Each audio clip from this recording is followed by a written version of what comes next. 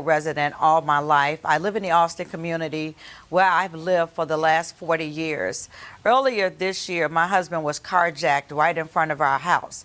And so if you ask me, if you ask any victim of a violent crime, how they feel about crime in the city of Chicago, any of us will tell you that we are not safe, that we don't feel safe. We don't feel that our police department is doing enough. And whether it's because of resources or the amount of money that the city is spending or has to spend on violence prevention, I can't necessarily speak to that. I'm sure that more money would help, but I'm not even sure if I want to see more money come here, considering the misuse of the monies that this government has had thus far.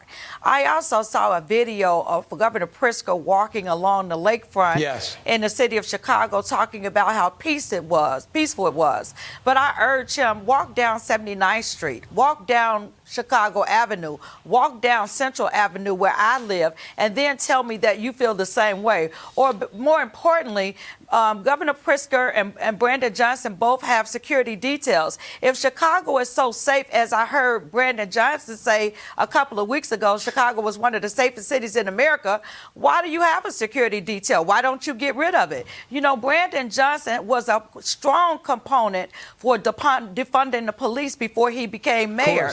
I don't see him talking about that now. Those talking points are not a part of what you hear him saying. And so also talk to those people, those business owners who are being robbed weekly and are afraid to open their businesses, don't know if their business are going to be able to survive because they're constantly being robbed.